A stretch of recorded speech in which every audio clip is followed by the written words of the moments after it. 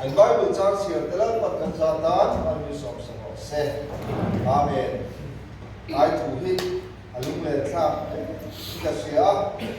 Yesu Krista Calvary an kalpuya chuan cross an khek beta sipaiten tiel na an chak chuaka Krista ini taksa chuan in tidam biak an tidam ta che an tia an tiel na sa ne hoya ama ka Krista kha direct sia ai tidam thei sia mà sẽ đang lệ kia và cái này thì đắp thầy sĩ là vậy, in thì đắp thầy sĩ là khá ăn đi thì chuan mi xuân ăn khai ăn khép về bộ khác, đã tập khát tuột về mà sẽ Isu khá ăn há Krista chui đi lom đi, in thì đắp là cái đi bộ in thì đắp ta che Atia an trong về bốc chuan đi cái đó đến hè Misul po hiện Krista khát đi tập tắc sẽ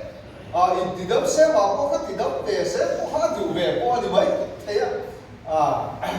à sử dụng thì lúc tục tiếp po khăn ăn và hao về tiếp po thì mấy thế chúng ta chuan adin lama mi hiện chuan Asual này ai xia